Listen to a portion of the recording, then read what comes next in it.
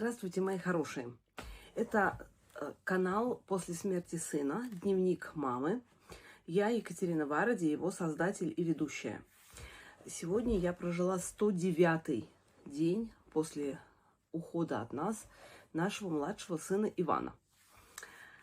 После вчерашнего довольно-таки тяжелого дня я очень хотела, чтобы сегодняшний день оказался светлым. И он таким и оказался, совершенно неожиданно.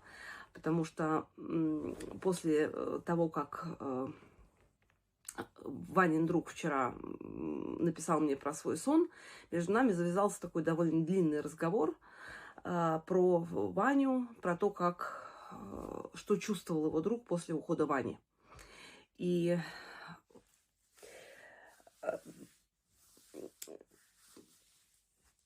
как-то я, знаете, вот Ваньку почувствовала таким, каким он был всегда.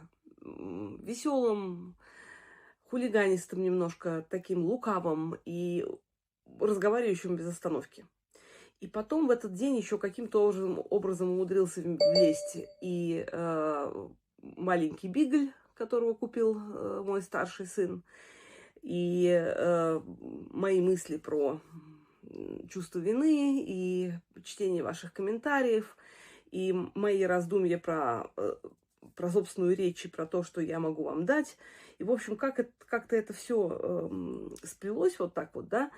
И самый главный вывод, который я сделала из этого дня, это то, что светлый день совсем не значит, что это день без Вани. Потому что я его чувствовала каждую минуту сегодняшнего дня, как обычно. Ну, а теперь, как всегда, мы переходим к хронологии дня. Итак, 109-й день. Начало. Дело все в том, что когда мне Ванин друг написал про свой сон, я сразу, я имен не называю, то есть я прочитала вам его сообщение, но думаю, нужно обязательно с ним согласовать, могу ли я внести его фотографию туда, потому что на фотографии он сам, и не каждый человек хочет показывать лицо, и вообще, чтобы его фотографии куда-то вывешивались. Я ему написала, и он очень с большой теплотой сказал, что это очень хорошее дело, которое я делаю, он готов помочь как хочет, чем только может. Хоть даже малостью, но тем не менее. И как-то мы так вот с ним стали разговаривать, и он мне сказал очень много интересных вещей про Ваню, которые я сейчас взяла компьютер, и я вам буду читать, потому что я опять не буду на память цитировать, а лучше, потому что больше почувствуете живого человека. И вот эти вот его слова, они вызывают, естественно, во мне реакцию, о которой я тоже буду говорить. И вот он мне пишет. Точнее, я постараюсь вспомнить еще детали, которые с Ванькой связаны. Что могу сказать наверняка? Первые дни я будто в действительности ощущала его присутствие. Словно наяву увиделись. И почему-то в его присутствии рыдать совсем не хотелось. Он будто бы не давал. Неуслышанным ушами голосом и словами успокаивал, порой даже шутил, как ни в чем не бывало. Взором его нельзя было увидеть, да и физических знаков не подавал. Однако то ли на психологической основе, то ли я в качестве эмоциональной защиты вбил себе в голову, что он рядышком, все же ощущал, причем конкретно. Это не происходило нон-стопом. Другими словами, я с ума не сошел. Нет, смайлик. Понимаете, да? То есть человек волнуется, как и я волнуюсь, потому что вот то, что я говорю на канале, периодически люди меня практически посылают в психушку. Поэтому, представляете, человек, да, тоже боится. Просто стоило мне мысленно мельком его вспомнить, и тут как тут, уже что-то говорит. Вот прям на этом месте, слушайте, я действительно рассмеялась, потому что Ванька был конкретно вот таким человеком. Вот что-то такое, да, ему в голову вступило, он тут как тут, и уже говорит это, его остановить не можешь вообще. То есть это человек, который, в принципе, мог, если он что-то вбил себе в голову и что-то захотел, он мог пробить лбом полуметровую бетонную стенку, правда. То есть с ним спорить было абсолютно без толку. Если он что-то придумывал, он ходил, изудел и говорил, и хохмил, и вот в конце концов ты просто сдавался. И для этого есть совершенно потрясающий пример из его жизни. Когда Ванька был в 1 классе, то есть, соответственно, ему было 7 лет. У него была замечательная учительница с огромным педагогическим опытом, то есть там 30 плюс лет, насколько я помню. Она заслуженный учитель России, то есть и так далее. Все как, прям она очень хорошо их обучала, правда. Но в конце 1 класса она мне сказала: Екатерина Сергеевна, вот знаете, вы, ну, по именам отчествам все же общаемся. Екатерина Сергеевна, вы знаете, Ваня, он такой классный, очень интересный. Но я знаю одно. Вот если я его вызываю, он встает, начинает говорить. Я пытаюсь его подправить. Или, например, сказать там: говори короче, или там говори быстрее, или там что-то не то говори. Он меня очень внимательно и крайне вежливо выслушивает, после чего начинает говорить ровно в том месте, в котором он остановился. Или даже переходит на начало. И вы знаете, говорит, несмотря на мой педагогический опыт, мне не оставалось ничего делать, как просто дать ему договорить. Потому что если бы я этого не сделала, мы бы с ним весь урок отвечали на один и тот же вопрос. Потому что он не отступил бы. И вот это, знаете, это вот конкретная история. Вы знаете, это я Ваньку все время чувствую рядом с собой. Вот теплым. И вот именно таким, каким он был. То есть вот этот характер в нем совершенно 100% остался. Поэтому, ну, опять же, может быть, я все это напридумывала, я не знаю. Но на основании моего опыта я могу сказать, что характер ваших дорогих, любимых людей не изменились. Они там также вас любят, как мне кажется. Также о вас заботятся и остались такими же, как есть. Продолжаю цитату, извиняюсь там за отступление. Так вот, просто стоило мне мысленно мельком его вспомнить, и тут как тут уже что-то говорит. А в такие моменты действительно казалось, что кукуха уже не варит, мозги глючат. С каких-то пор, по-моему, после 1-й недели все утихомирилось. Он прям так яро не показывался. Яро не показывался, не проявлял себя. Наверное, это связано с тем, что я еще был в жутком отчаянии и трауре, хоть и пытался реально думать иначе. А Ваня хотел мне с этим помочь. Ну, а как оно уже потихоньку все зажило, появляться не стал. Хотя странно, во сне он появился даже не на 40-й день или какой-нибудь, чего могла бы Библия подтвердить, а вообще 22 июля. И с чем это связано, непонятно, по крайней мере, мне. Возможно, просто заскучал он и решил вот таким образом увидеться, кто ж его знает. Но это наверняка был он. Иначе, если б не он, сразу бы позвал к себе в объятия, поговорить и пойти в конец тропинки, как вы и озвучили в видео 107-го дня, что может и вовсе бес прикинуться и нарочно явиться в его лике, чтобы напакостить. Однако это был он, просто сиял так ярко, что еле разглядеть можно было, и не стал звать к себе, попросил остаться на месте. Ну, а я сделал селфи себе на память, так скажем, ну, а дальше сами знаете, что там было. Вот, и вы знаете, здесь вот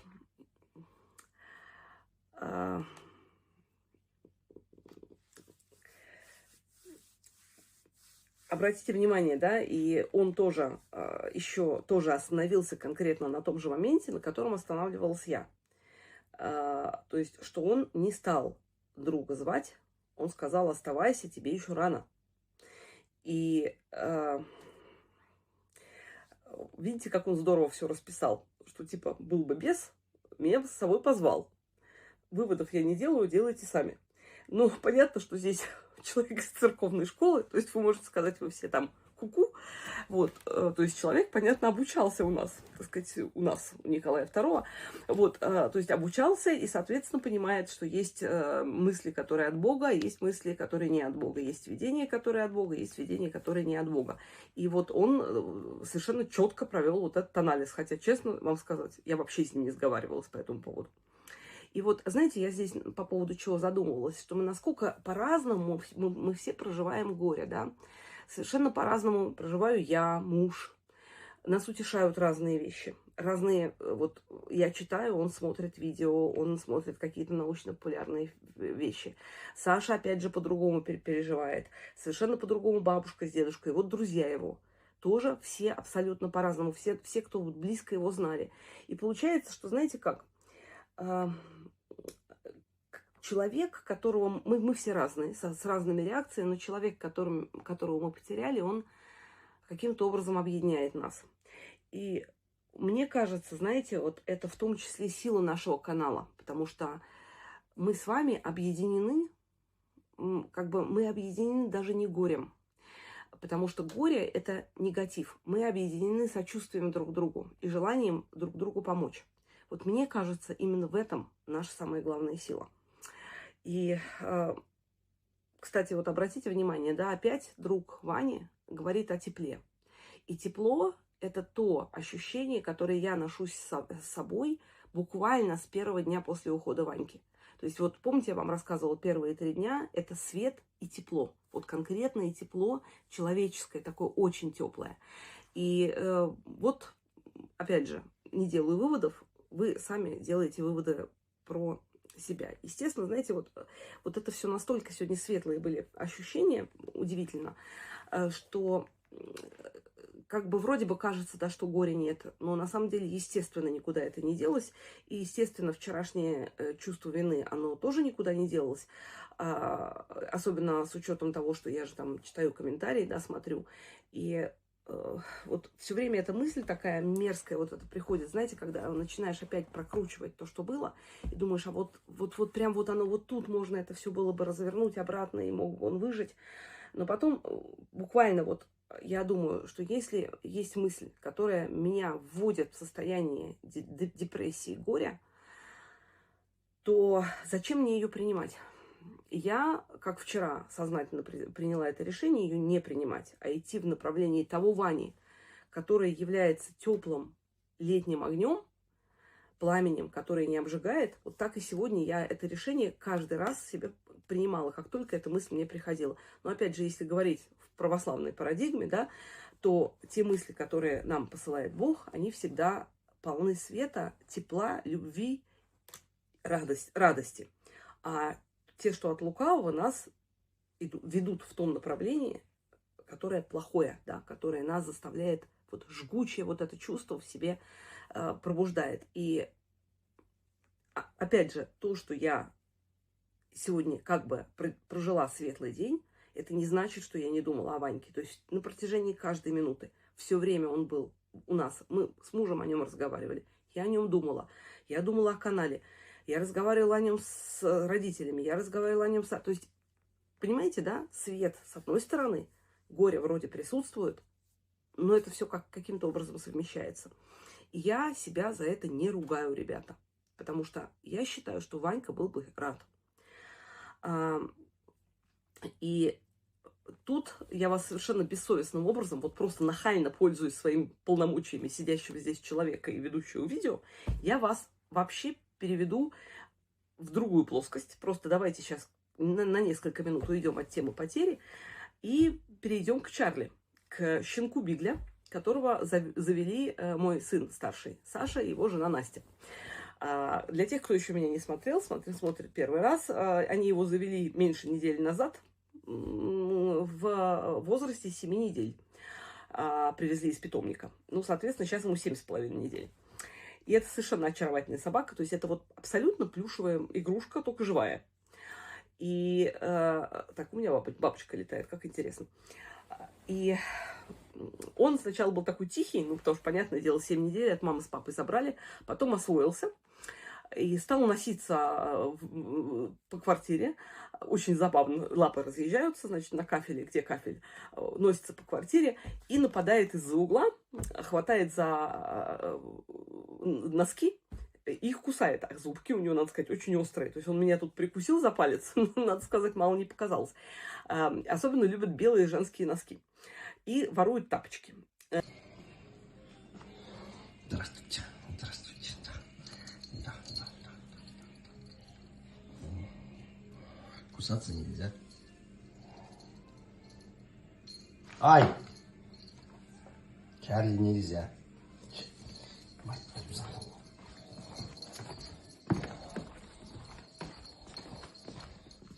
иди сюда. Дай сюда. На. Дай.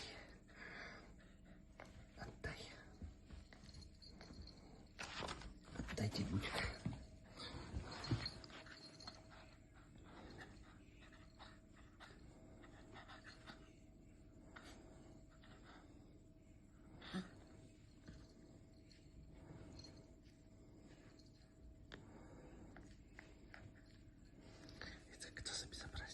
Ай-яй-яй-яй-яй. Ты что творишь-то?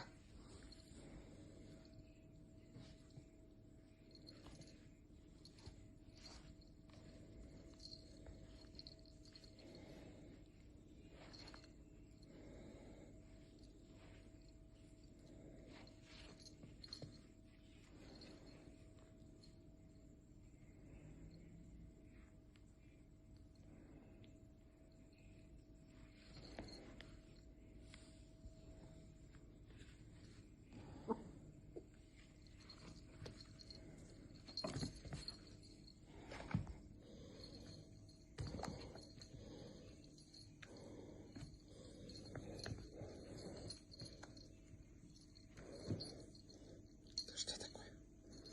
Да что такое? Нравится?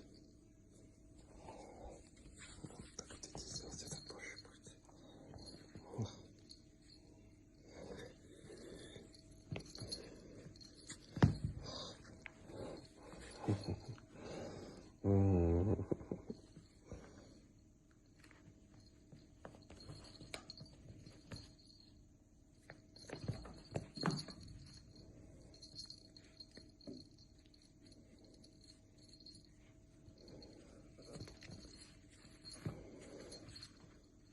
И что это такое? И что это такое? И что это такое? Кто хочет играть? Кто хочет все время играть, а? Кто все время хочет играть? Кто игрунчик? Кто игрунчик?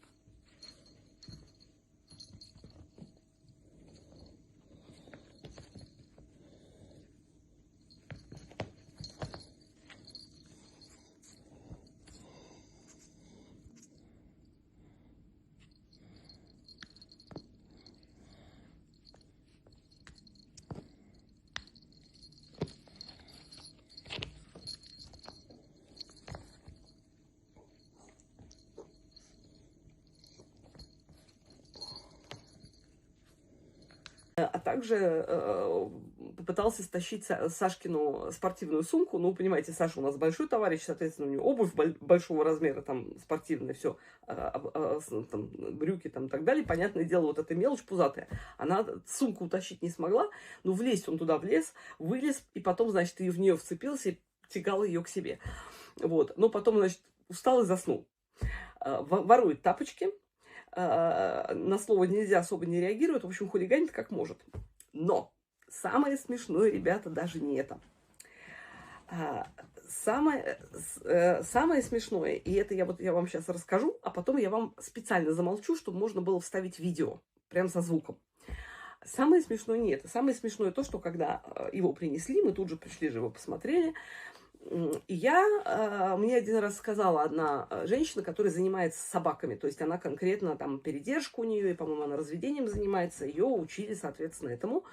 И она мне сказала, что все люди спят с собаками, но только одни признаются, а другие нет. И наш, говорит, преподаватель очень строгий, он нам сказал только в самом конце, что он, оказывается, тоже спит с собакой.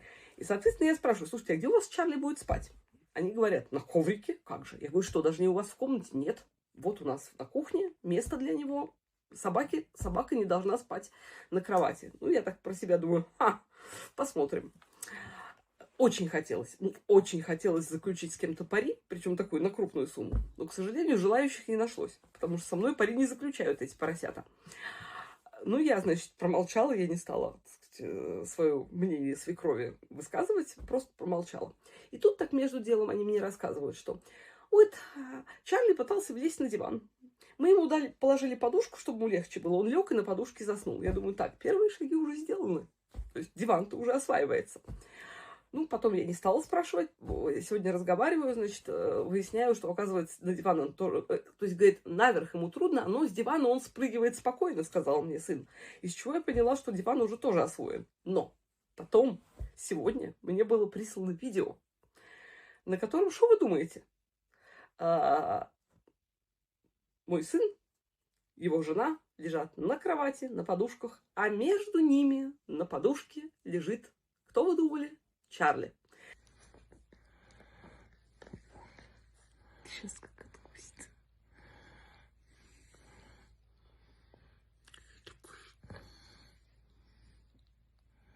Что он тебе задабривает? Что потом напасть? Я покусывает тебя за ухо, но так не сильно.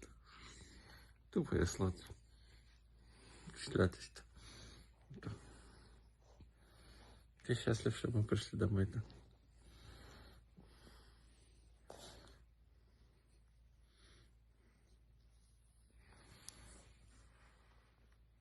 Так, Чарли, нельзя. Нельзя. Нельзя, Чарли.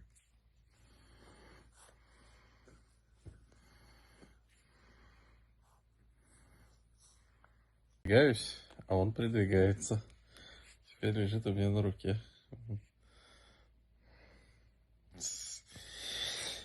Такая жизнь.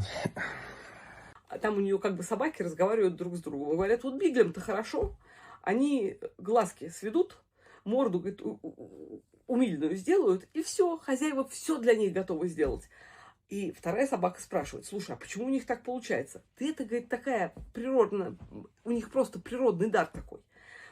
Так что я бы так сказала, что это даже не природный дар, это инструкция по использованию. То есть, когда, прежде чем ты покупаешь бигля, ты должен понимать, что тебе предстоит. Я предупреждала, мне не верили. Кто оказался прав? И, кстати, с Джеком была ровно та же самая история. Правда, с Джеком мы продержались дольше. Потому что он у нас вообще молчаливый. И, в принципе, он не орал поначалу, то есть не выл. А потом просто тихо и сапой проник в кровать, это понятно. Вот. И на самом деле, вот сегодня я с вами хотела поговорить там об ангелах-хранителях. Это такая большая тема. А потом я подумала и думаю, не буду я говорить. Потому что сегодня я хочу, чтобы был светлый выпуск просто о том, что иногда нужно устроить перерыв. Вот дать себе время хоть 5 минут выдохнуть. Во-первых, и мысль должна дозреть у меня. Я не хочу ее смешивать ни с чем другим. И очень не хочется вот это светлое настроение сейчас опять уводить в тему горя. Хотя Ваня, как я еще раз говорю, присутствует. Потом я очень долго отвечала на комментарии. Слушайте, оказалось, в Ютубе, в творческой студии, есть такая кнопочка, называется «Комментарии». Тебе выдают... Раньше-то я по видео отвечала по дням. А тут можно, оказывается, нажать, и, соответственно, это все появляется. И слушайте, это такой... Я ответила на какое-то немеренное количество комментариев и не дошла даже не то, что до половины, я, по-моему, даже до четверти не дошла. Поэтому я в каком-то ужасе нахожусь немножко, потому что я не понимаю, как я это буду все успевать. А муж у меня такой ехидный говорит, слушай, говорит, а что ты будешь делать, если у тебя будет там не 180 тысяч просмотров, как сейчас, а, скажем, 2 миллиона? Я говорю, слушай, отстань от меня, не буду, даже думать об этом не хочу. Я сейчас спокойно, он, конечно, ехидничает, понятно, вот, но я сейчас просто думаю, как мне оптимизироваться и отвечать все-таки на комментарии, потому что я тоже прекрасно понимаю, что когда люди мне пишут, я не могу просто формально сказать спасибо, и все. То есть для меня это как бы, я люблю вещи делать, если я делаю, то я делаю их добросовестно. И когда я сегодня просматривала комментарии, потому что понять объем работы, да, видела я там, конечно, несколько негативных комментариев, и несколько, может быть, это один человек был только в разных комментариях, да, сказали, что, типа, вот вы слишком много отвлекаетесь, уходите мыслью, растекаетесь по древу и так далее, говорите короче, а то вас, типа, не дослушаешь до конца. И вот здесь, знаете, я вам могу что сказать. Ванька не просто случайно таким родился. Видимо, я все-таки та самая яблоня, да, от которой яблоко недалеко падает. Ребят, я филолог по первому образованию. Я закончила филфак МГУ.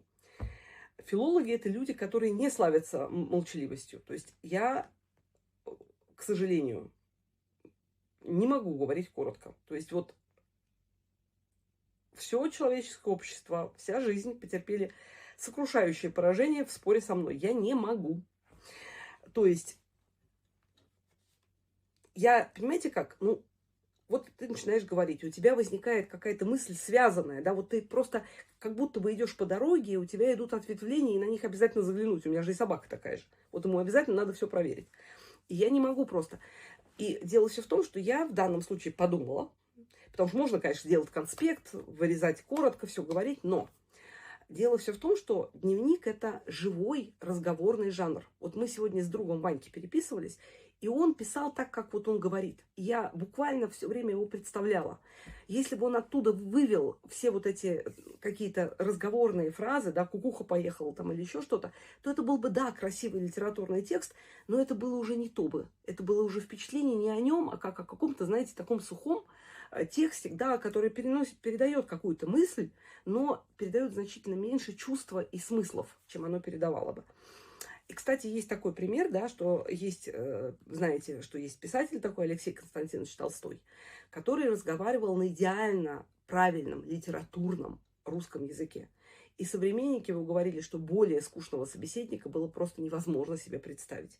Потому что всю нашу жизнь, всю нашу речь расцвечивают вот эти все наши такие какие-то словечки, которые на самом деле, когда вот ты начинаешь править свой текст, вот я обязательно же перед тем, как субтитры переводить на разные языки, обязательно весь текст исправляю. И я там думаю, боже мой, какой кошмар, как я говорю, вот там вот это, б, м, кукареку, там вот это все. Я думаю, какой кошмар, это я филолог и так разговариваю. Я это все оттуда вычищаю, пытаюсь как-то вычистить, но не все понятно, нам что-то оставляю, а потом включаю и слушаю свою речь, и там вообще вот не слышу этих слов мусора. То есть в словах, в разговоре, в живом это совершенно по-другому выглядит. Поэтому, ребят, правда, простите меня, если кого-то очень раздражает мое многословие, предлагаю два варианта. Первый вариант – это ускорить, то есть на 1,75 или на двойной прокрутке слушать. Смысл поймете, а раздражать буду меньше. Ну, либо, правда, меня не смотреть, потому что я не могу обещать, что я буду говорить четко, только по сути, и прям, вот, знаете, короткими рубленными фразами. Вообще не про меня история. Ну, как и не про Ваньку, как вы поняли. Дальше. Себе план пишу, чувствуете вообще? И, соответственно, вы знаете, на самом деле я, наверное, буду уже заканчивать и скажу, что этот день однозначно был светлым. И в него каким-то образом умудрилось влезть все. И разговор с Ванькиным другом, и воспоминания о Ваньке, об этой истории с учительницей, и разговоры с мужем, и с Сашей, и с родителями, и Чарли, и вообще все, что угодно. Кстати, вот я не помню, сделала ли я паузу, когда говорила про Чарли.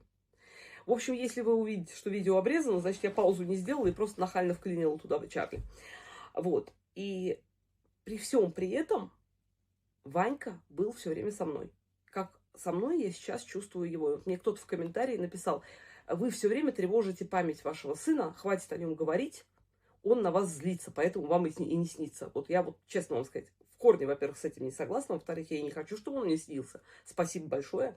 А во-вторых, я совершенно точно знаю, уж мать точно знает, злится на нее ее ребенок или нет. Поэтому, ребят, простите, с этим мнением абсолютно не согласна, хотя вы вправе это мнение в себе иметь, естественно. И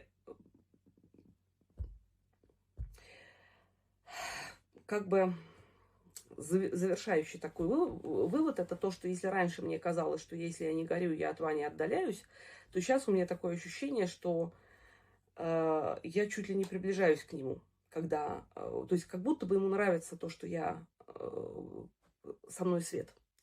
И он этому радуется, и, соответственно, он становится мне от этого ближе. И нужно сказать, что я сейчас сделаю нехорошую вещь.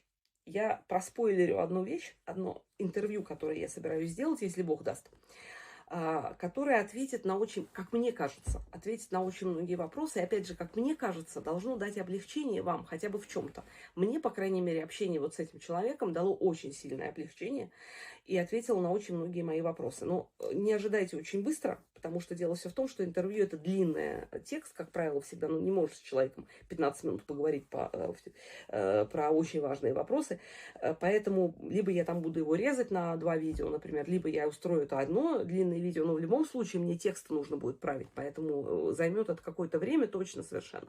Поэтому я собираюсь это сделать, ждите, тизер на так. И на этом мы сегодня заканчиваем. Мои дорогие, я вас очень всех люблю. Я вас очень всем сочувствую вам. Я читаю ваши комментарии. Если я не отвечаю быстро, это не значит, что я их не читала, потому что была сегодня куча комментариев, которые я прочитала, но на которые я не успела ответить. Комментариев, слава богу, очень много, но, к сожалению, очень много, потому что я не успеваю на них на всех ответить. И мне очень не хочется, чтобы мой канал стал абсолютно формальным, когда просто, знаете, висят вот истории, когда я очень много каналов видела, висят истории без ответа, либо просто с какой-то формальной отпиской. Мне этого вот очень не хочется. Может быть, когда-то я вынуждена буду так сделать, потому что просто не буду совсем успевать. Но я сейчас надеюсь, что у меня получится на ваши комментарии отвечать потихоньку, полегоньку.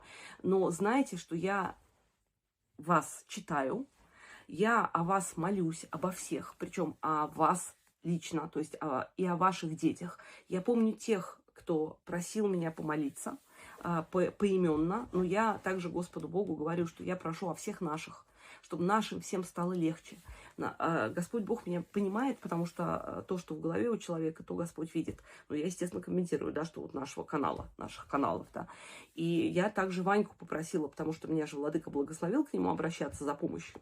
И сказал, что он молитвенник наш. И я к нему обращаюсь. Я говорю: Вань, найди там, пожалуйста, всех детей наших всех. И вообще, кто ушел, подружись с ними, пообщайся, потому что, может быть, какой-то знак мы получим. Потому что все очень страдают, и мамы плачут, и очень бы хотелось им помочь. И я абсолютно уверена, что меня Ванька слышит. Я понимаю, что сейчас нас могут слышать неверующие люди, и я опять услышу. Был один человек, который замечательным образом разобрал каждую минуту одного из моих видео, и, значит, меня смешал с грязью очень в большом количестве, что вообще тетка в маразме говорит ересь, в психиатрию ей дорога, и все, значит, с указанием минут. И вот я совершенно не злюсь на этого человека. Я прям ему честно написала, что слушайте, ну у вас прям чем дальше, тем комментарии все хуже и хуже. Давайте вы меня просто смотреть не будете. Ну что так мучиться-то, если я вас так раздражаю? Вот. Так что вполне может быть, что и это мое видео тоже такое вызовет. Вот. Я желаю вам, это мое традиционное, да, чтобы хотя бы на несколько минут мое сегодняшнее видео вам помогло отвлечься. Просто пока вы слушаете, может быть, вы улыбнетесь, может быть, вы вспомните какое-то что-то очень доброе и светлое про своих ушедших. Я очень надеюсь, что вы увидите свет в конце туннеля хоть немножко. И, дорогие друзья, главное, чтобы у вас была надежда. Надежда на встречу, надежда на то, что вам будет лучше, на то, что ваши близкие рядом с вами, они вас любят, они вас слышат. Потому что без надежды, ребята, правда, очень плохо. Поэтому я вам посылаю лучики света, радости, любви, надежды. Обнимаю вас всех и желаю вам всем хорошего дня, утра, вечера, ночи. Того, что... я не знаю, когда вы меня слушаете. Огромное вам спасибо всем за то, что вы у меня есть. Мы все выберемся за ручку друг с другом, потихонечку выберемся из этой пучины, в которой мы сейчас находимся. Я вас обнимаю. До свидания.